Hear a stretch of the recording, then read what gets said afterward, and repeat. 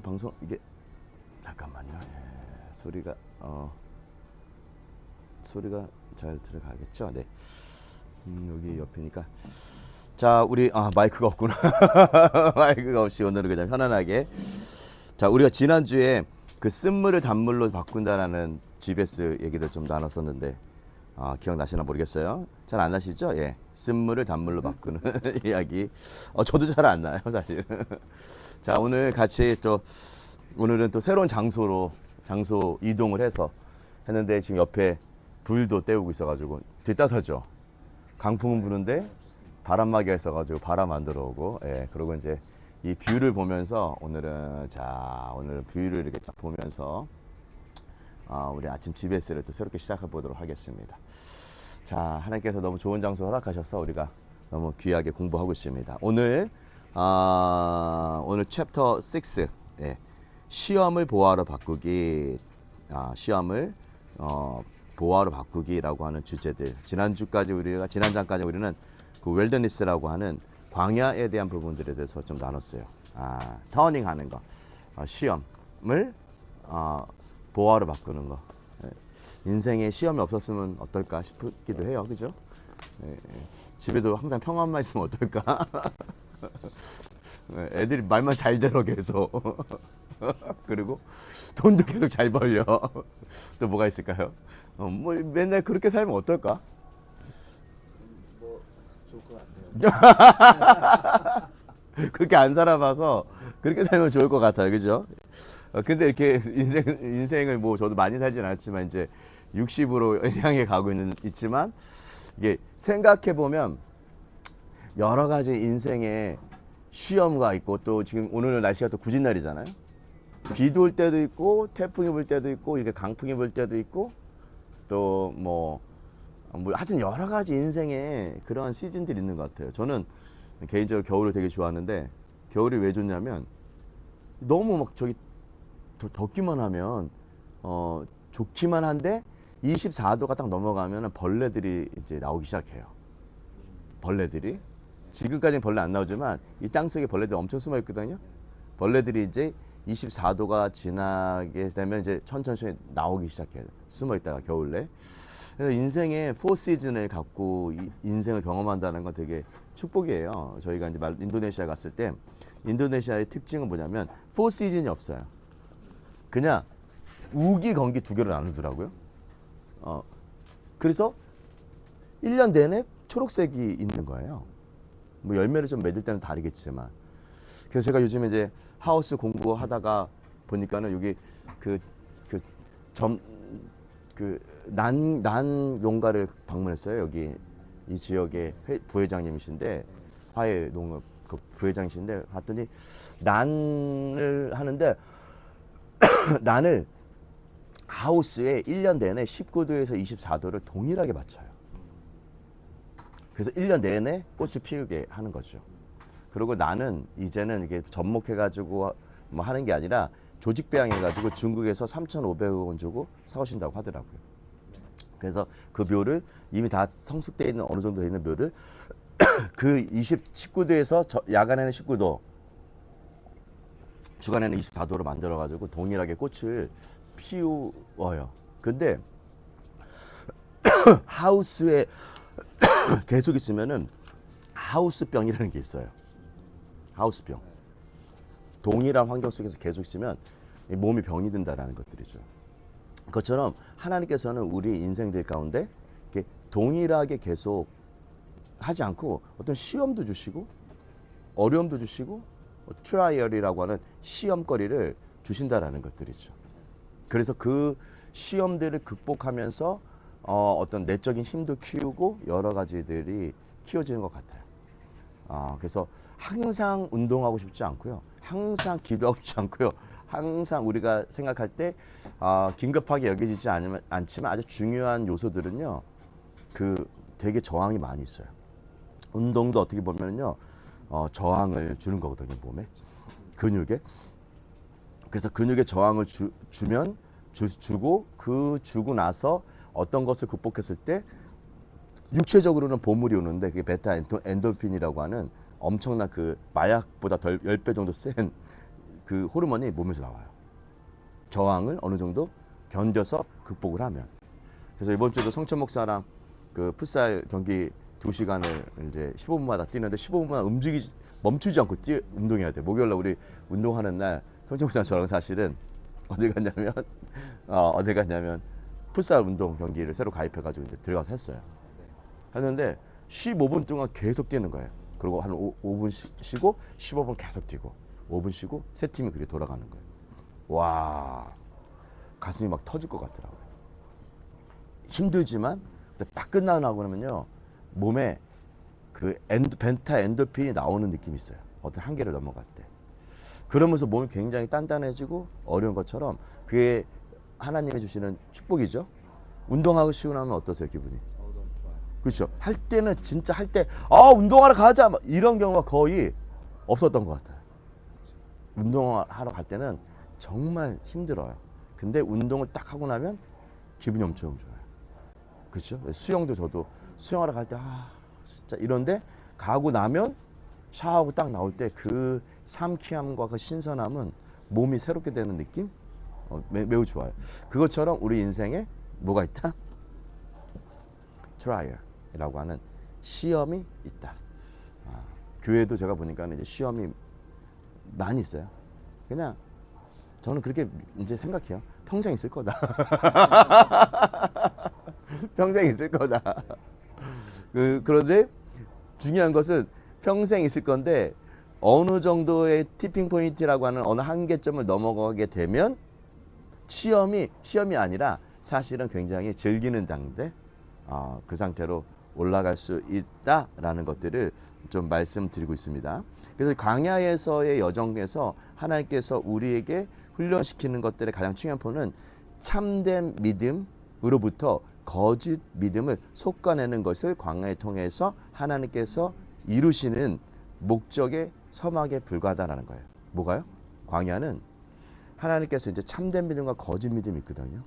요거를 솎아내는 작업들을 해야 돼요. 사실 제가 지금 저기 앞에 있는 수국을 3년 전에 모종을 사가지고 키웠는데 저기 지금 앞에 보면은 또 보여줘야 될까? 저기 앞에 보면 이게 수국 보이나요? 예, 수국. 예, 수국 저기 이게 이제 수국이 필 거예요. 수국이 요거 앞에 수국이 요거 네. 수국인데 저거를 지금 수국의 종류에 따라 다르지만 저 수국을 꽃을 많이 내게 하려면은 어느 정도 솎아줘야 돼요. 솎다라는 게 이제 플러닝이라고 하는 가지치기죠. 예, 이 하나님께서 이제 이 플러닝 작업, 가지치기 작업들을 이제 해야 되는데, 이 가지치기들을 잘해야 돼요. 그래서 우리 아버지는 농부시라고 하잖아요. 네. 우리 하나님 농부신데 제가 파머가 돼 보니까 농부의 가장 큰 특징은 잡초도 뽑아내는 일들을 하지만 잘 솎아내는 작업을 해야 돼요. 제가 지금 저거를 솎아내지 않아 가지고 꽃이 올해 봐봐요. 꽃이 저 뒤에 거랑 앞에 거랑 크기가 다르죠. 네. 앞에 거는 당연히 해를 많이 받아서 더 많이 크죠. 네. 뒤에 거는 똑같은 품종, 똑같은 시기에 똑같이 품었지만 뒤에 거는 해가 동쪽에서 뜨는 해를 많이 못 받고 있기 때문에 제가 덜 자란 거예요. 그리고 저 수국을 이제 그 가지치기 이제 솎아내기 시작하면은 중간중간에 막 엉키고 저기 환기가 잘 안 되고 그런 병이 들어오고 이런 것들을 잘 솎아내면요 꽃이 30개 필 게 100개 펴. 그리고 수국은 30개 필 게 100개 펴요. 그리고 가을 내내 겨울 되기 전까지 수국을 볼 수가 있거든요. 잘 솎아내면 물론 밑에다가 영양도 줘야 되고 뭐 유박이나 질소 지료 비료들 뭐 꽃이 나올 때는 이제 가리질 비료 같은 것들도 줘서 이렇게 많이 이렇게 하면 굉장히 좋은 꽃들을 많이 볼 수 있는 거죠. 인생에 꽃 핀다라고 하죠. 그것처럼 이제 꽃을 피게 하는 것들을 하나님께서 우리의 신앙의 여정에 하신다라는 거예요. 와, 집사님 뭐 요즘에 뭐 솎아내고 있는 거이다 하나님이. 솎아내고 있는 거. 예. 솎아내고 있는 거는 가장 솎아내고 있는 거는 아이들하고 이제 지낼 때 예. 내 말 안 들을 때 그렇죠. 내 말을 이제 어떻게 이제 이거를 이제 고쳐야 될까 그렇죠. 그냥 내 의지로 내 나의 파워와 힘과 나의 권위로, 성질대로 내 성질대로. 하는 것, 이런 것들을 죽이는 작업 예, 예, 그렇죠. 계속 하는 것 같아요. 그러면서 내가 또 성장하는 것 같고. 그렇죠. 솎아내는 거죠. 이게 내가 아이들을 교육할 때 내 성질이나 나의 어떠함을 가지고 아이들을 이제 통치를 하거나 다스리게 되면은 이게 이제 잘못 자라는 거를 이제 나중에 알게 되거든요. 그래서 그거를 하지 말라는 게 아니야. 아이들을 주의 말씀과 훈계를 잘 가르쳐야 되는데 요거를 육체에서 나온 영역으로 하는 거와 육체의 본성으로 하는 거 말고 하나님의 영으로 하나님과 연합돼서 하는 그러한 일들을 하게 될 때 나타나는 증상은 전혀 좀 달라요. 열매가 달라요. 그래서 제가 이제 뭐 오늘도 그런 말씀을 좀 전하겠지만 이제 인간의 육체의 생명에 대한 부분에서 이제 그 네페시라고 하는 육체, 감정이 여기에 많이 속해 있거든요. 네페시, 그다음에 루아크, 마음과 생각들이 있는 루아크, 그다음 이 두 개가 연합해서 네샤마라고 하는 아주 다른 차원의 생명들을 갖고 이게 하나님과 약간 이 우리들을 잘 통치하고 다스렸을 때 네샤마라고 하는 생명이 나오고 그 다음에 이제 하야라고 하는 하나님의 생명들이 나한테 흘러 나오기 시작하고 마지막에 그렇게 됐을 때 이제 하나님과 나와 하나가 되는 그냥 하나님 마음이 내 마음이고 내 마음이 하나님 마음이야. 그런 사람들은 진짜 마음대로 살아도 돼. 그렇죠? 하나님은 우리에게 정말 마음대로 살고 싶어 하게 하셔요. 그게 하나의 궁극적인 목적이라는 거죠. 오늘 좀 그런 말씀을 좀 같이 전하겠지만 그래서 하나님이 그런 작업을 할 때 여러 환경들을 주고 자녀의 관계 환경들, 뭐 지체들과의 관계들, 뭐 세상과의 관계에서 이런 솎아내야 될 일들을 해서 하나님의 궁극적인 목적은 우리를 정결케 하는 거, 성결케 하게 하는 거, 순결하게. 왜냐하면 순결하고 정결하게 되게 될 때 꽃이 나오더라. 전 몰랐는데 저기 앞에 보면은 저기 간판 저쪽에 보면 이제 저기 그 뭐죠? 그 일렁수가 있는 그 앞에 대추나무가 몇 개가 있어요. 근데 저기다 염소를 매놨다가 염소가 밑에를 다 긁어먹었어. 염소가 이제 박피를 한다고 하죠. 나무 껍질을 다 갉아먹었어. 그래가지고 지금 올해 제가 나올지 안 나올지 모르겠어요. 맨 끝에 하나만 남고. 저기 있는 것도 사실 대추나무예요. 보니까 여기 있는 것도 지금 우리가 제가 잘랐지만 여기 대추나무인데 엄청 크잖아. 이따만하잖아요. 이게 몇십 년 된 거예요. 오 그거 아깝던데. 나 그 기억나는데. 이거 아까운데. 이거를 진다고 저 자르긴 했는데 제가 할 때 이거를 요까지만 저거를 놔두고 이렇게 질까 그런 생각도 했다가 저게 열매가 안 나는 거야. 그래서 내가 열매가 왜 안 나? 그때 처음 왔을 때 모르니까는 이거를 왜 열매가 안 나는 거야 라고 생각을 했는데 그때 제가 몰랐죠. 열매가 왜 안 나냐면 저기 원뿌리잖아요 대추나무가. 그럼 원가지가 있고 몇 개를 원가지에서 몇 개 가지가 나오죠. 그 다음에 그 나머지 가지를 다 솎아내야 되는 거야. 이제 이 봄처럼 이제 봄에 되면 이제 깨어나기 시작해서 수분을 쫙 빨아들이기 전에 그러면 이제 여러 가지 이제 몸이 잘리면서 상처도 없고 병충해도 많이 없거든요. 그래서 지금 잘라내야 돼 지금 사실은 나무들을 다 솎아내야 될 시기거든요. 요 솎아내야 될 시기에 요거를 솎아내지 않으면 사실은 뭐가냐면 대추나무 열매 어떻게 나면 쫙 나와서 몇 개 나와서 이제 거기서 장가지들이 눈에서 다 나오거든요. 그 눈에서 나오는 데서 열매가 맺혀. 근데 그때는 이게 나와가지고 막 많잖아요. 그러니까 열매가 없는 거야.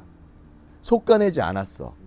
제가 만약에 그때 이걸 알았다면 저 나무를 구루터기만 남기지 않고 다 안 잘랐겠죠. 근데 저기서 그 옆에 하나 씨가 튀어가지고 저기 하나가 있어. 요거랑 똑같은 품종이야. 그래서 저기 전부살다 옆에 그래서 이제 그거는 이제 좀 잘랐어요. 자르면 얘가 어떻게 돼요? 크진 않고 계속 나무가 두꺼워지겠죠 저렇게. 그리고 저기 열매를 다 따먹고 이제 가만히 놔둬요. 그럼 봄이 되기 전에 얘를 다 잘라내죠. 잘라내면 그 나무에서 이제 또 격가지가 나오죠. 거기서 꽃이 피고 거기서 열매를 맺는. 가지치기를 모르는 거였어요. 대추나무 어떻게 가지쳐야 되는지. 대추 맛있지? 수국 어떻게 가지쳐야 되는지. 이제 이러한 가지치기를 모르니까 이제 잘 모르는 거죠. 사실은 저기 있는 저 나무도 저기 있는 나무도 저기다 이제 트리하우스를 만들려고 하잖아요. 저기다가 저 나무도 제가 저기서 보면은 지금 가은이 있는 데서 한 3m 정도 나무를요 다 잘라버렸었어요 옛날에. 잘랐거든요. 잘랐는데 저 나무가 맨 처음에 잘랐을 때는 되게 저기 있는 것처럼 지금 두 개 양옆에 다 잘랐잖아요. 네. 저기 자르면요 그 다음에 가지 나오면서 얘가 이렇게 동그랬었는데 이렇게 풍성해졌어 나무가. 가지치기해서 또 가지를 내게 하는 방법이더라고요. 저도 몰랐는데. 그래서 이제 어쨌든 이렇게 해가지고 저걸 이제 보기에 이쁘게 가지철을 쳤죠. 그리고 지금 애들 트리하우스 만들고 중간에 가지를 또 쳤으니까 저기에 에너지가 안 가니까 다른 가지가 더 자라겠죠. 네. 그렇죠? 그래서 이제 그렇게 가지치기를 할 때 우리 신앙이 뭐가 되냐면 열매를 맺어요. 그래서 진짠지 가짠지를 구별하는 훈련을 해야 돼요. 그래서 이제 농사를 짓고 가지치기를 하다 보니까 얘를 잘라야 되는 거짓된 것인지 얘를 납둬야 되는지 살려야 되는 것들을 구별해서 진짜 정결하게 하고 깨끗하게 해서 열매를 맺게 하는 것들이 하나님의 목적이라는 거예요. 저도 뭐 아무리 목사라도 저도 아직도 속가내야 될 것도 있다는 생각이 좀 들어요. 제 마음에. 기도하다 보면 하나님이 나 지금 요거 좀 속가내시고 요로 올리시려고 하는구나. 요거를 아는 것이 겸손이라고 하더라고요. 광야에서 이것을 모르면요. 왜 나를 속가내? 왜 나한테 싫은 소리에? 나를 왜 지적해? 나를 왜 미시파팀해? 왜 나한테 판단해?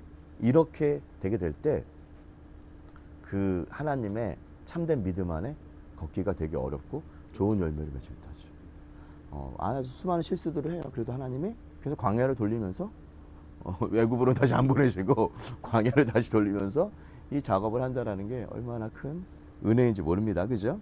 그래서 우리가 진짜 이 하나님의 정결하고 진짜 아름다운 열매, 아름다운 꽃들을 우리가 내기 위하면 우리가 먼저 진실해야 된다.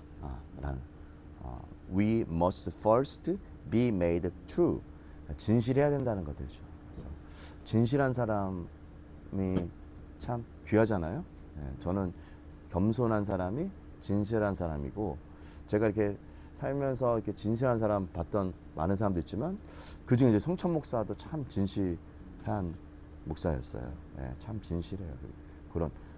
그런 진실함들의 사람들을 본다는 건 인생의 큰 기쁨이고 또 인생의 큰 즐거움이죠.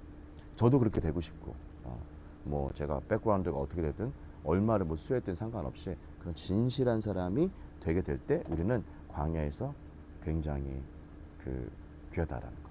그래서 집사님이 고백하셨던 것처럼 내가 내 자녀에 대해서 이 녀석들이 내 권위를 나의 파워를 잘 모를라? 라고 하면서 그렇게 하는 것이 아니라는 것들을 내가 그것을 악을 행한다라는 걸 사람들이 몰라. 내가 막 쉽게 내 말 안 들어?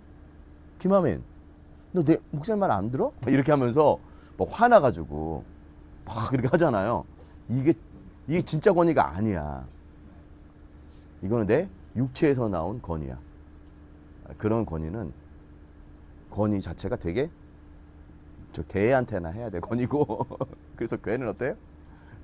나를 반기지 않고 막 그럼 옛날 주인들이 어떻게 막 발로 때리고 막 그러면은 그걸 보면 무슨 생각이 들어요? 에휴 그냥 개한테도 권위 행사를 못하네 라는 것들이죠. 개한테도 권위 행사를 못하게 돼. 그래서 이 아이들이 이제 그 짐승의 레벨에서 이제 점점 올라가게 될 때 다루는 능력이 있거든요. 요거를 배우는 것이 매우 이제 지혜다. 그러려면 진실해야 된다. 그래서 우리가 하나님의 영광을 목도하고 싶으면 우리는 하나님의 영광을 받을 만큼 정결해져야 된다라는 게 포인트예요. 속가져야 된다라는 거예요. 속가지고 정결해지는 것만큼 하나님의 영광이 담겨진다는 것들이죠. 그래서 제가 이제 여기서 이제 이렇게 있다가 주님께서 이제 한번 저를 좀 약간 책망하신 느낌이 좀 있었는데 그 책망이 뭐였냐면 그런 거죠. 제가 이제 제 헤트테트 밥그릇을 좀 봤어요. 밥그릇 이게 묵상하고 있는데 헤트테트 밥그릇을 보면서 이게 내가 혹시 하나님의 그 영광을 담기에 합당하지 못한 짐승 같은 레벨의 밥그릇이 있나 이런 생각이 좀 들더라고요. 그릇이 누가 개밥그릇에다가 사람과 손님이 오거나 하나님의 음식을 담겠습니까? 깨끗하지 않잖아요. 그래서 그릇을 깨끗이 하는 것, 정결케 하는 것의 정도만큼 하나님은 우리에게 그 영광을 닮아 주시죠. 고양이 가네, 고양이. 예, 이 녀석. 고양이 가고 있습니다, 고양이. 저 혜태가 난리치는 거 보면 저 고양이가 지금 왔다라는 거예요. 예. 예, 자세가 딱 틀려졌죠. 저 혜태 딱 풀어주면 저 고양이 잡을 것 같긴 한데. 네. 그래서 우리가 영광을 받을 만큼 정결해져야 된다라는 거예요. 그래서 저도 요즘에 하나님이 저의 그릇에 개밥그릇 같은 어떤 모습들을 좀 보여주신 느낌이 제가 받아서 하나님 이 좀 약간 내가 좀 이렇게 잘 반응하지 않거나 제대로 반응하지 못하거나 짐승처럼 반응한 것들에 대한 그릇들을 이렇게 잠깐 보여주신 적이 있어요. 저 개밥그릇 보면서 제가 그래서 내가 좀 저와 같은 부분이 있지 않냐 이런 느낌을 말씀하시는 그런. 그래서 저는 그 부분을 생각하면서 내가 좀 진실해져야 돼요. 이렇게 받아들이게 될 때 그래서 그건 어떤 거예요? 약간 제가 뭐 집사님 고백했던 것처럼 짐승처럼 반응할 때 진짜 권위가 아니라 하나님의 종으로서의 그런 권위가 아니라 짐승처럼 반응하는 그러한 권위들을 개밥그릇이라고 표현할 수가 있겠죠. 너무 속상한 일이죠. 우리의 부르심에 걸맞지 않게 우리 인간으로서 우리 사람으로서 우리 하나님의 신의 성품을 담은 자로서의 부르심이 아니라는 것들이죠. 그런데 매우 아쉬운 주제죠. 어쨌든 그래서 하나님을 이런 일들에 대해서 우리를 그냥 그 상태로 만들지 않고 하나님은 계속 우리를 어떠한 자리를 계속 올리신다라는 거예요. 레벨을. 그래서 우리가 결혼하면 육체적으로 아내랑 연합해서 아이를 창조해내면은 그냥 다 되는 것 같지만 전혀 그렇지 않다는 거예요. 신앙도 그렇죠. 그래서 아픔과 고통 자체가 정결함을 만들어내는 것은 아니에요. 아픔과 고통을 해서 정결함을 만들어내지 않고 이것을 견디고 인내하는 데 필요한 믿음이 정결하게 한다. 그러니까 막 아프고 뭐 힘들다 요 자체에 그냥 사물되는 사람들이 있어요. 그러면 여기에서는 정결함을 만들어내지 못해요. 그냥 뭐 끝까지 견디지 뭐 끝까지. 예수님의 모습을 보면은 십자가에 아프시고 십자가로 굉장히 고통이시죠. 근데 주님이 히브리서에 희한한 말씀 하나 하세요. 십자가를 견디신 것은 우리가 어떻게 태어날 것들을 바라보는 믿음이 우리를 정결하게 했다라는 거예요. 그래서 아픔 자체, 그럼 뭐 십자가에서 뭐 다 죽으면은 뭐 온 인류를 구원하고 많은 사람들 죄를 사하고 그렇게 사람들을 탁월한 위치로 신의 성품으로 만들어 가나요? 그렇지 않거든요. 그래서 우리가 이런 부분들이 매우 중요하다. 그래서 한번 정의 한번 내려볼게요. 참된 믿음이란 the true faith. 참된 믿음이란 우리가 믿는 하나님을 단순하게 인식하는 것을 말합니다. 우리가 믿는 하나님을 단순하게 인식하는 것. 심플하게 하나님을 믿는 거예요.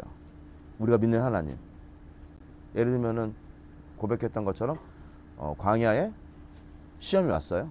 광야에 시험이 몇 번이냐면은 하나님의 큰 물이 안 나오는 반석의 시험, 뭐 만나의 시험, 쓴물로 단물로 바꾸는 거 여러 가지의 시험들이 만나 먹을 거 없는 시험, 뭐 이런 여러 가지 시험들 있잖아요. 하나님께서 저기 모세오경에서 나와 있던 것처럼 너희가 나를 그렇게 시험해고도 라고 표현하죠. 그럼에도 불구하고 이들이 참된 믿음을 단순하게 얻지 못했어요. 이것이 이들의 실패의 원인이었다라는 것들이죠. 근데 그러나 어떤 사람은 바꿨어. 어떤 사람은 그것들을 바꿀 수 있다라는 거예요. 시험을 바꿨다라는 거예요. 그래서 우리가 하나님을 분명히 보면 볼수록 우리의 믿음이 그만큼 더 순결해질 거라는 거예요. 그래서 시험 자체를 보는 게 아니라, 고통 자체를 보는 게 아니라, 이때 어려움 자체를 보는 게 아니라, 그것 이후에 하나님께서 어떻게 하실 것들에 대한 믿음을 좀 보는 거. 세상에 뭐 그런 거 있어요? 요즘 시험 받고 있는데 하나님 이걸 통해서 하나님 어떻게 일하실 것들을 보고 계신 거 있으세요?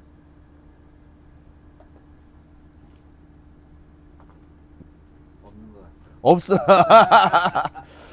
없다. 네. 와. 시험은 오는데 네. 그거를 깊이 이거를 근데 이제 그 시험 이래서는 내가 안 되는데 네. 이제 그런 생각들은 하죠. 이러서는 안 되는데. 네. 이러서는 안 되는 거랑 그래도 좀 좋긴 한데요. 근데 뭔가 좀 부족하다. 네. 네. 그걸 극복할 수 있는 네. 힘이 없다. 네, 그걸 극복할 수 있는 힘이 없다. 그 참된 믿음을 아직 소유하지 못했다. 근데 그걸 이제 보면 되는 거죠. 그걸 보는 것들이 포인트거든요. 여기서 이거를 못 보면은 그냥 우리는 사실은 이거 꽃 피우지 못하는 거예요. 이게 요걸 못 보면은. 그래서 여러분들이 뭐 방송을 듣는 여러분들도 생각해 보세요. 여러분들이 지금 어떤 시험을 갖고 어떤 시험이 지금 들어오고 있어요? 그 시험 속에서 하나님을 향한 단순한 믿음을 갖는 거. 저는 요즘에 시험이 그런 것 같아요. 뭐 2년 전부터 재정적인 어떠한 영역에서 한번 요 광야를 한번 지나가 보자라고 하는 그런 마음이 저에게 왔었어요. 한번 그러니까 자본주의, 캐피탈리즘이라고 하죠. 자본주의를 넘어서는 하나님의 재정에 대한 부분들에서 좀 이렇게 마음이 좀 생겼었어요. 그래서 한번 부딪혀 봤어요. 이 광야를 건너거든요. 광야를. 그래서 제가 지금도 이제 그런 훈련을 좀 많이 하는 것 같아요. 그냥 하나님이 문 닫아줘. 냄새나. 하나님이 그러니까 자본주의 시스템, 옛날에 미국의 어떤 그 설교하셨던 분이 이제 강단에 나와서 신용카드를 자르더라고. 그러면서 신용카드를 자르면서 뭐라고 얘기냐면, 여러분들 하나님을 의지하는 것들을 배우세요 라고 얘기해요.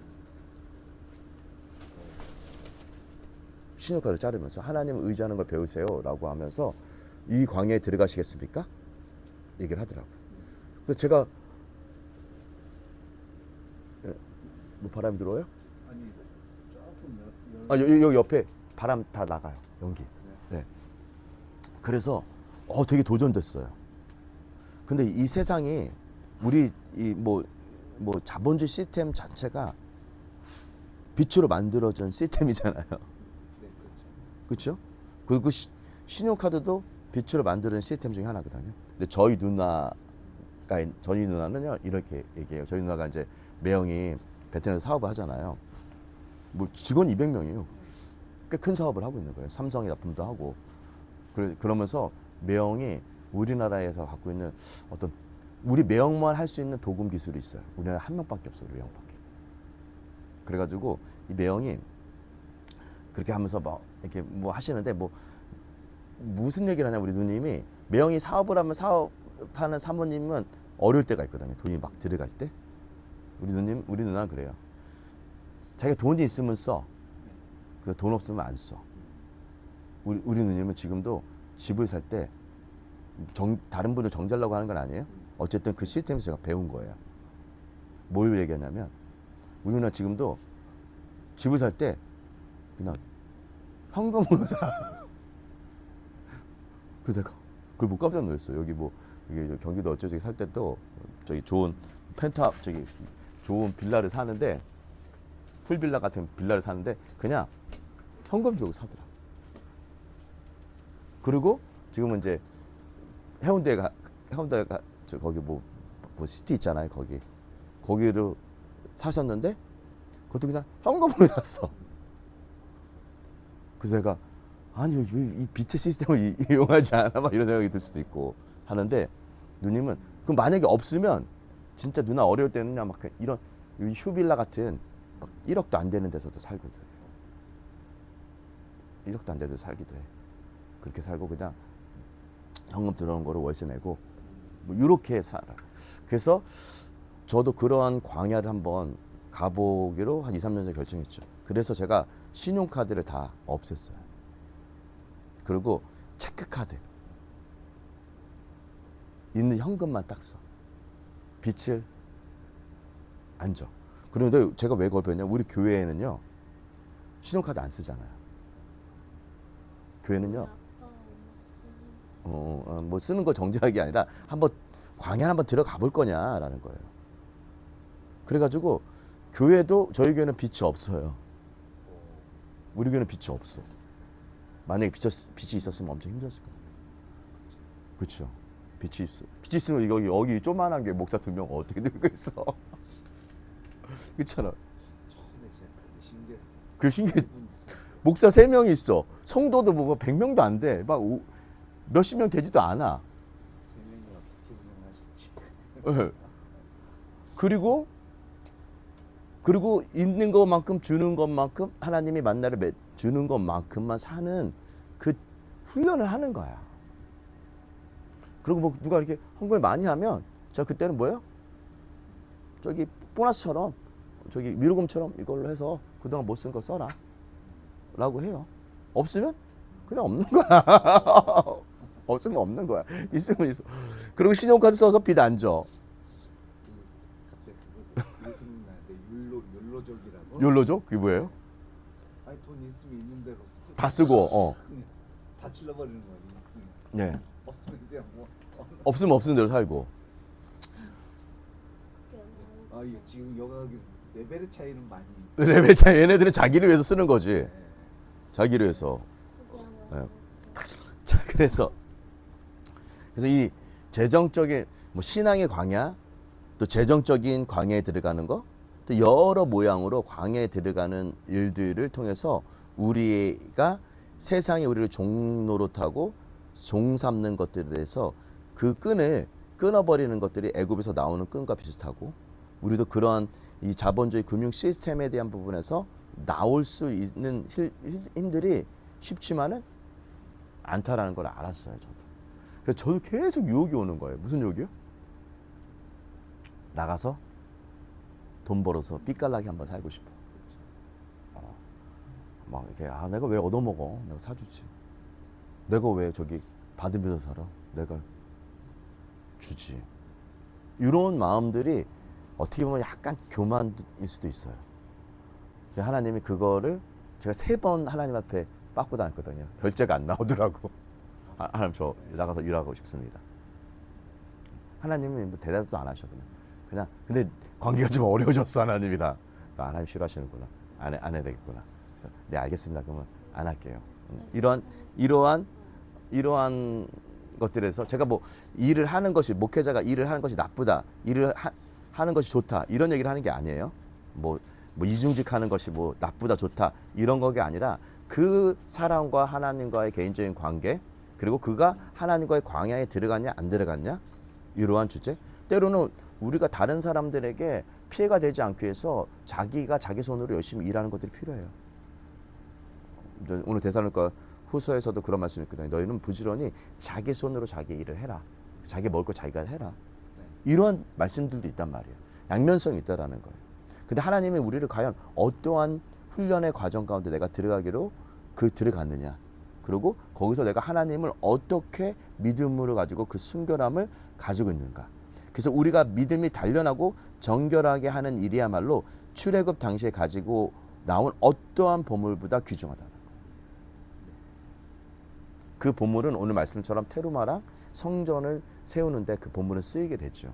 근데 그 보물보다 더 귀중한 믿음이라고 하는 하나님의 선물들, 더 이 가치 있는 이 보화를 애굽의 어떠한 뭐 금도 은도 어떤 짐승들도 가축들도 그것보다 더 탁월한 그때 의복보다도 더 탁월한 가치들이 내적으로 형성해 나가서 그것을 단계별로 이렇게 쭉 올리는 작업들, 이 작업들을 인생 가운데 할 수 있느냐, 그리고 그것에 매뉴얼이 있느냐, 그 매뉴얼이 사실 출애굽기예요. 어떻게 너희가 갖고 있는 어떠한 그런 애굽의 보화를 가지고 어떻게 자원함으로 성전을 테르마를 헌물해서 자원함으로 성전을 짓고 그 성전에서 어떤 하나님의 임재하심들과 하나님의 미식하시는 하나님의 성소에 임하시는 하나님, 지성소에 임하시는 하나님을 경험하고 그 믿음의 여정을 간다라는 것들이 매우 중요한 것이죠. 그래서 우리가 이러한 정화 과정을 거쳐서 우리는 하나님을 더 분명히 보고 하나님의 임재 안에 거할 수 있는 거예요. 그래서 사실 이런 과정이 없이는 미식한으로 임하시는 하나님을 보기가 되게 어렵고요. 하나님의 영광을 보기가 어렵고요. 하나님 임재를 배우기가 되게 어려워요. 하나님 임재를 배우려면 광야로 나오십시오. 그리고 당신이 애굽에서의 모든 보화들을 뭐 교회에다 내라 막 이런 것 떠나서 그것들을 하나님 임재하시는 곳에 투자를 하십시오. 라고 하고 그 투자에서 그 하나님의 임재를 거처로 삼으시는 하나님을 분명히 보고 그분의 임재 안에 거하게 되는 훈련들을 하게 될 때 이 사람은 어떤 축복을 얻을 수 있을까요? 아까 제가 뭐 자본주의에 대해서 얘기했고 뭐 세상 시스템이 됐던 애굽 시스템이 됐던 어떤 자유를 경험할까요? 어떤 자유? 네. 뭐 그동안 그 자기가 원했던 어떤 그 자유들, 네. 뭐 모든 그 재정적인 거라던가 재정적인 자유? 그 사람과의 그 관계라든가 관계의 자유? 네. 네. 그런 부분들이 모두 다 한 방에 어느 정도 한 레벨 딱 이제 올라서서 네. 이제 풀릴 것 같은데. 예, 영적 도약. 영적 도약이지 재정이 더 많아져서 우리가 재정적 자유를 경험하지 않습니다. 사람들이 그렇게 착각하고 있거든요. 저 사람이랑 뭐 관계를 끊는다고 하고 저 사람 관계가 어려우면서 어떤 것들을 믿음으로 레벨을 극복하지 처리해버리고 거절한다고 해서 버린다고 해서 우리가 자유하지가 않는다라는 이것은 그 고린도후서 말씀에 고린도후서 3장 17에 18절 주는 영이시니 주 영에 계신 곳에서 자유함이 있느니라. 우리가 다 수건을 벗은 얼굴로 거울을 보는 것 같이 주의 영광을 보매 저와 같은 형상으로 화하여 영광에서 영광이 이르니 이는 주의 영으로 말미암습니다. 자, 주의 영으로 많죠. 이 주의 영이 뭐냐면 이 이따도 얘기했어요. 네페시라고 하는 이 우리가 감정들 막 두려움에 떨고 나 이러다 굶어 죽을 거야 막 이런 거 하다가 아니야 뭐 좀 뭐가 이게 뭐 이렇게 그렇게 살지 않을 수 있어라고 하면서 특히 여자들이 이 부분을 굉장히 예민해요. 그렇죠? 그래서 남자를 되게 사모해요. 왜 남자는 그 재정적인 영역에서 어느 정도 가질 수 있는 능력이 있다고 생각하거든요. 그렇잖아요. 그래서 여자들이나 남자들이 둘이 그런 쪽으로 연합해서 계속 그렇게 사는 것은 자유함이 없어요. 가정도 경제적인 뭐 독립, 뭐 주식이 우리를 경제적 독립을 해줄 것 같다. 아니면 뭐 우리 어떤 요즘에 뭐 부동산 경제 독립을 해줄 수 있을 것 같다. 뭐 그런 생각들 하죠. 근데 그거는 하나님의 영광에서 영광으로 가는 게 아니라는 거예요. 그보다 더 뛰어난 것인데 그건 주의 영인데 주의 영이라는 것은 이 네샤마라고 표현하는 이 그런 마음들을 하나님께로 믿음으로 가져가는 사람들에 의해서 놀라운 주의 네샤마가 있는 곳, 주의 영이 있는 곳에 자유함이라는 것입니다. 그러니까 그래서 이런 거예요. 그 자유함은 돈이 통장정보가 있든 없든 나는 안전해. 통장정보가 있으면 안전하면요. 우리는 그걸 의지하는 거죠.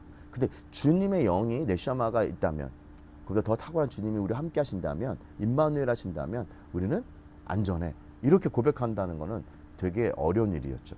그래서 이스라엘도 이 부분이 되게 어려웠다라는 거예요. 그렇기 때문에 주님의 임재를 볼 수가 없어요. 저도 생각하면 지금까지 하나님이 우리를 여기까지 인도하시기 대해서는 만약에 그때 하나님이 너희가 진짜 약속의 땅에 갈 곳은 여기야 라고 했으면 제가 대림에서 정말 그 저기 10월 매월 14일 그 월세를 내는 거에 고통들 합정해서 225만 원 그 매일 초야 그건 초 그걸 내는 그런 훈련들 아 너무 힘들었어요. 여기 왔더니 뭐예요? 월세가 없어. 월세가 없이 그냥 하나님의 땅에서 뭐 여정대표의 거지만 그분들이 우리한테 무상으로 임대해 주셨고 여기 개발될 때까지 목사님 마음대로 하나님 교회를 세우시고 그리고 아이들 잘 양육하세요. 라고 이렇게 이런 약속이 있었으면 우리가 그런 믿음이 있었으면 하나님 그렇게 공복하시고 하나님 해주실 거라는 걸 우리가 믿었으면 근데 그때는 믿음이 없으니거든요. 계속 월세 내는 거예요. 내가 진짜 아주가 피가 말라요 진짜. 그렇다고 성도들이 그냥 막 수십 명 있어가지고 막 몇 천만 원씩 막 헌금을 해가지고 막 돈이 너무 좋고 하는데 딱 그만큼만 이해하죠. 딱 살 만큼만 딱 그 일을 통해서 저도 정결해지는 과정들 하나님이 이렇게 그리고 우리도 앞으로도 하나님 그렇게 하실 거라고 하는 공급하시고 하실 거라고 하는 믿음 안에 이 일들의 영광을 가져온다는 거예요. 그래서 우리 집에 써 있었던 글 중에 이런 써져 있어요. 하나님의 영광 중에 우리의 모든 쓸 것을 채우신다라는 말씀이 있어요. 근데 사람들은 영광 중에라는 말은 빼먹어. 그리고 뭐만 해요? 채우실 것만 생각해. 근데 영광 중이라는 것은 우리의 어떤 네페시나 루아코의 우리의 마음들이 어디로 갈 것인지 아니면 우리 육체적으로 두려움을 느끼는 그런 상황 가운데서 이것을 하나님께 올라가서 그 영광과 임재를 바라보지 않고 어떤 것들을 체험을 계속 원하면요. 그래서 기도하는 거는 기도가 아니야. 그거는 떼쓰는 거고 뭐 달라고 하는 그런 신앙이 아니라 하나님은 뭐 우리가 필요한 걸 모르시겠어요? 근데 하나님의 원하심의 목적을 몰라. 정결케 되는 목적이 뭐냐면 그 하나님이 원하시는 나의 영으로. 그래서 주의 영이 계신 곳에 now the Lord is Spirit. Where Spirit of the Lord. 이게 Spirit of the Lord라고 하는 where the Spirit of the Lord is, there is liberty라고 하는 이 Spirit of the Lord를 원어적으로 얘기하면 주님이 주인 되신 곳이야. 로드가 스피릿이 된 거야. 그러니까 우리의 영이 로드와 함께 연합되어 있는 스피릿. 그 마음들. 그래서 마음이 주님 앞에 딱 돼 있는 그 사람들의 정결함들 있잖아요. 괜찮아. 예를 들면 막 아내가 막 여보 우리 어떻게 살아? 이번 달 진짜 우리 죽는 거 아니야? 막 이렇게 육체의 반응을 막 떨고 있어요. 그죠? 여자가 더 예민할까요? 남자가 더 예민할까요? 여자. 여자가요. 여자는요. 사람들 생각할 때 남자가 내가 맞췄어. 아무도 모르니까 맞췄지. 사람들이 남자가 육체적이라 생각하고 여자가 마음의 운동을 한다고 생각하지만 반대예요. 여자가 육체가 굉장히 빨라요. 그래서 여자들이 현실적이라고 얘기하죠. 우리 뭐 먹고 살아? 막 이렇게 되는 여러 가지 영역에서 이 남자 어떤 사람들이 하나님이 공급해 주셔 라고 할 때 사람들이 어떻게 돼요? 막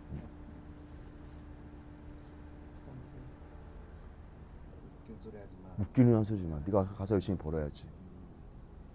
그래서 제가 강한용사 삑사리 집사님 목사님 되셨는데 그 목사님의 간증을 듣고 새롭게 하소서에서 정말 그 영이 어떻게 물질을 압도하는지에 대한 간증. 쌀통에 쌀이 계속 나오는 그 간증들. 정말 대단하시죠?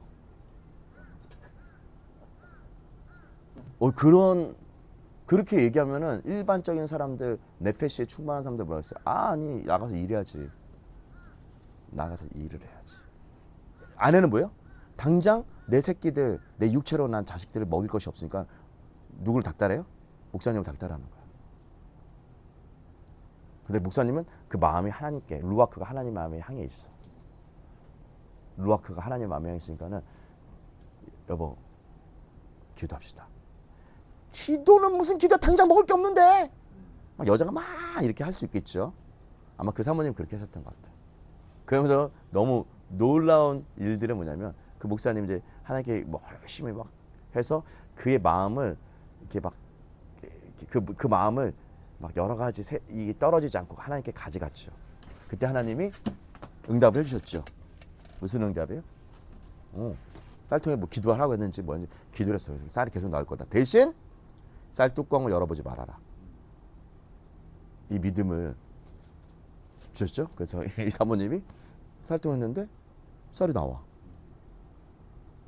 이 다음 날에도 밥이 나와.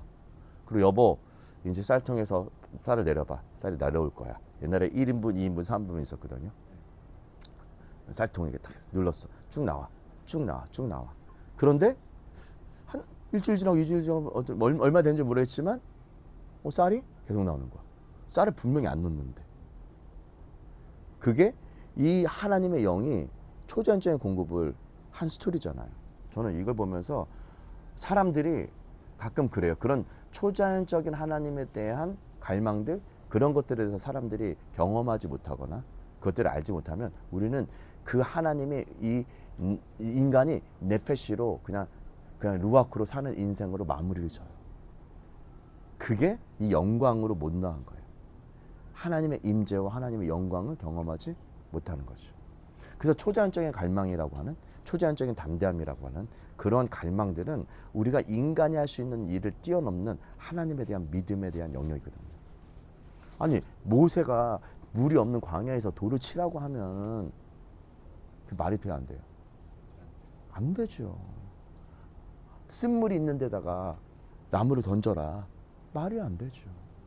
십자가는 예수 그리스도 정말 이 육체로 나신 분이지만 육체로 살지 않고 그 마음을 하나님께 드려서 네시아마의 단계로 하야의 단계로 예히다의 단계로 가셨던 그 하나님에 대한 그 모습들을 우리가 보게 될 때 영광에서 영광에 이를 수 있는 거기에 자유함들을 이 하나님께서 말씀하시는 거예요. 이것이 우리의 부르심이라는 거예요. 그래서 재정적인 것이 됐던 관계적인 것이 됐던. 그래서 이번 주에 미경 원사가 간증했잖아요. 무슨 간증했어요? 오빠 집에 가는 거 어려워요, 쉬워요?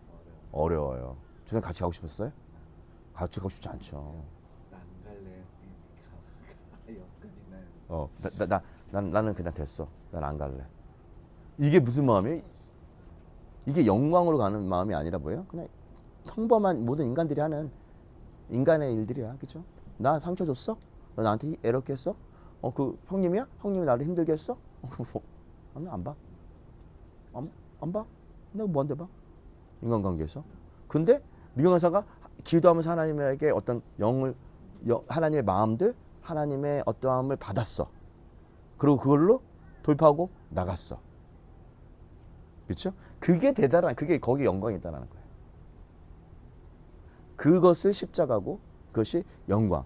거기에 뭐가 있냐면 주의 영으로 말미암아 영광에서 영광을, 주의 영광을 보고 주님의 형상으로 변화되려면 수건이 벗겨져야 할 것입니다. 미경사가 어떤 수건이 벗겨진 거예요. 어떤 수건이에요? 오빠가 나를 힘들게 했어. 오빠는 변하지 않을 거야. 오빠는 나한테 또 그렇게 나를 힘들게 할 거야. 그리고 왜 내가 가서 먼저 사과를 한다거나 내가 먼저 가가지고 왜 손을 내밀거나 내가 왜 그렇게 해야 돼? 이 수건이 뭐예요? 벗겨지는 거예요. 어떻게 될 때? 주의 영광을 볼 때. 주님의 형상으로 변화되려면. 그래서 제가 그 간증을 듣고 금요일날 아침 예배 드릴 때 그걸 보고 와 승리했다. 결론은 뭐 어떻게 될지 아는 것처럼 그 오빠의 일이야. 근데 분명하게 승리를 했다. 자, 이것이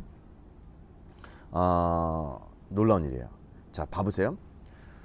어떤 종종 크루세이드라든지 어떤 그런 목사님들이 구원에 대해서 설교할 때 을에 주님께 나오세요.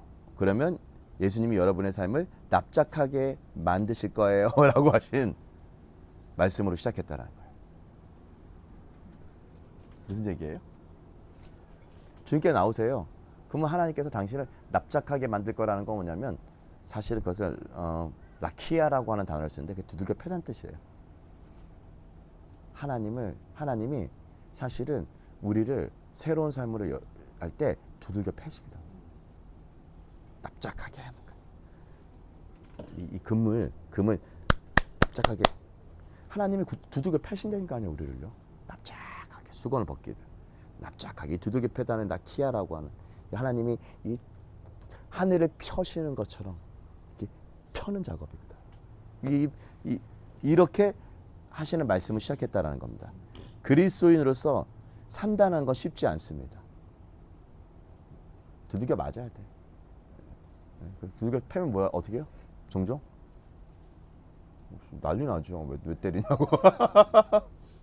왜 나에게 이런 어려움을 주냐고. 왜 고난과 어려움을 주냐고. 그죠? 주님께 나오십시오. 그럼 주님이 여러분들 두들겨 패실 겁니다. 어떤 사람들은 주님을 위해서 결단하는 일에 있어서 사람들을 조정하려고 합니다. 사람들을 조정하려고 해요. 이들은 죄인이라는 단순히 예수님을 영접하기만 하면 축복의 소망이 있다라고 감언으로 사람들을 유혹하게 만듭니다. 예수님 믿으면 축복돼요. 여러분, 그런 예수님 믿으면 축복 받으려고 예수님 믿어요? 그건 진짜 약간 감언해서 약간 예수님에 대해서 따라가는 것들을 너무 많이 그 언어를 쪼그라뜨린 거예요. 물론 예수님 믿으면 축복이 있습니다. 예수님 왜 믿어요? 두들겨 맞으려고. 누가 좋아하겠어.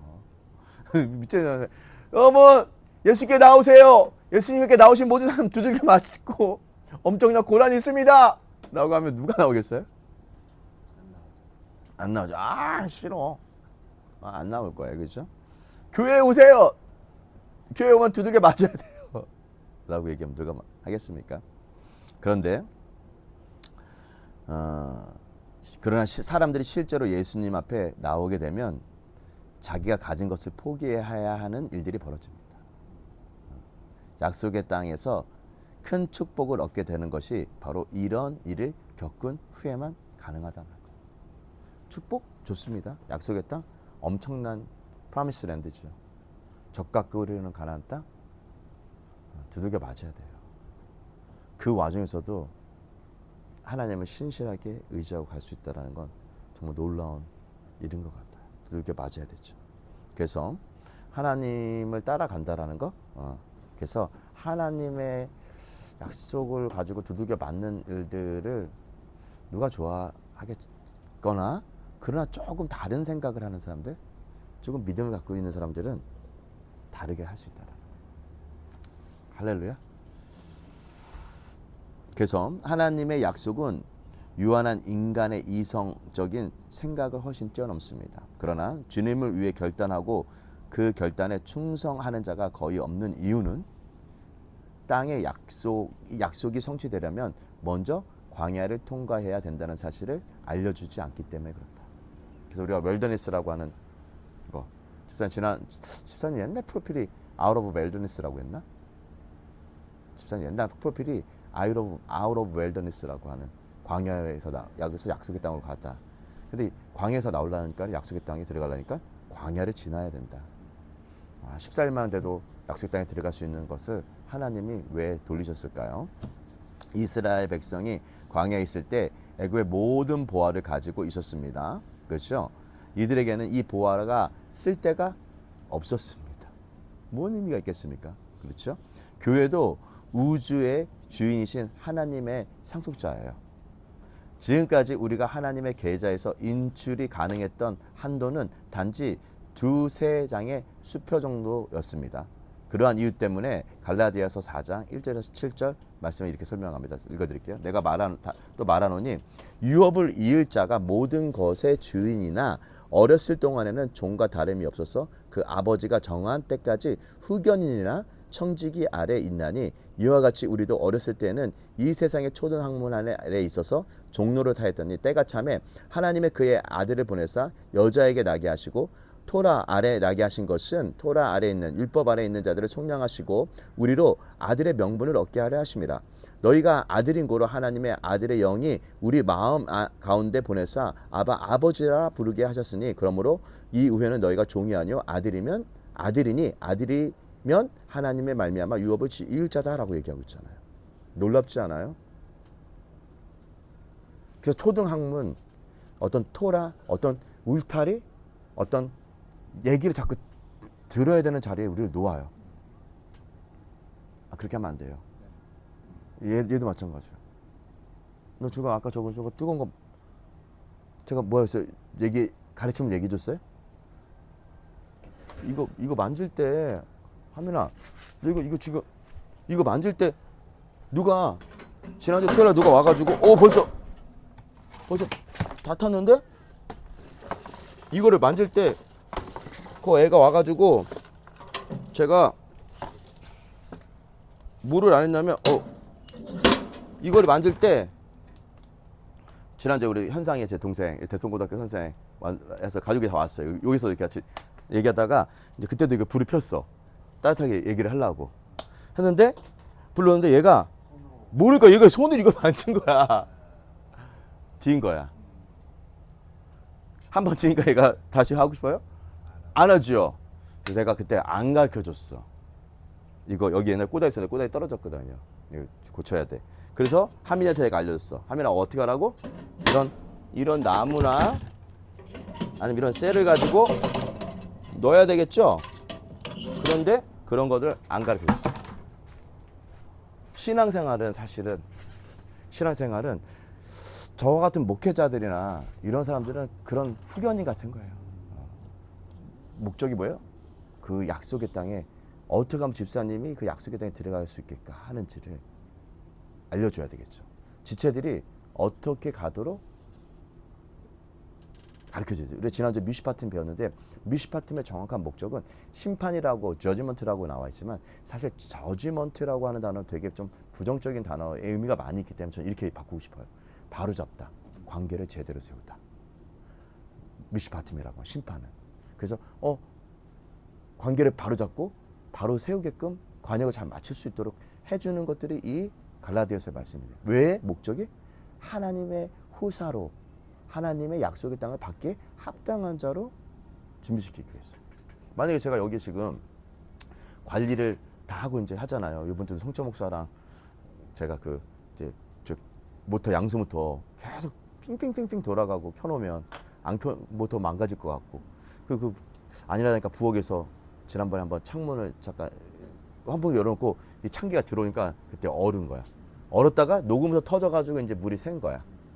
그래서 이제 송철 목사랑 이번 주 금요일 날 이제 다 들어가서 그걸 다 뺐어. 빼가지고 그거를 다 이제 부품 사가지고 끼고 다 막고 물 새는 데 다 막고 저 모터도 저기 그 윌로우 거기 회사 가가지고 감압 스위치를 사가지고 그걸 해가지고 조절해서 딱 했어. 그랬더니 제가 처음 왔을 때 한 1분에 한 번 씩 돌아가는 고소리가 나더라고. 데이터를 딱 뽑아봤더니 1시간에 57와트 딱 들어가요. 이 정도면은 정상이야. 근데 제가 그 전에 몇 와트가 되냐면 1시간에 200와트가 들어갔어. 그러니까 50ml가 빠지는데 1시간에 그 전에는 몇 미리 들었어요? 50ml 아니라 2리터가 빠진 거예요. 계산을 하면. 그러니까 그런 부분들에서 뭐가 됐어요? 이게 엄청 노스가 많고 물 노스뿐만 아니라 전기 노스 그다음 모터가 계속 싱 이렇게 돌아가면은 간헐적으로 계속 돌아가면 모터가 망가지거든. 모터 수리하려면은 막 몇십만 원. 수리해서 내가 그냥 사다가 하면은 그나마 싸. 근데 일꾼 한 명 부르면 성철 목사가 얘기하더라고요.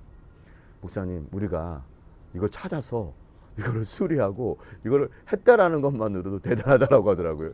얼마 들었냐면 저거 감압 스위치가 2만 원인데 제가 얘기해가지고 16,000원 샀는데 2만 원에서 18,000원을 샀고 그 다음에 캡이랑 뭐랑 부품 몇 개 더 사가지고 8,000원.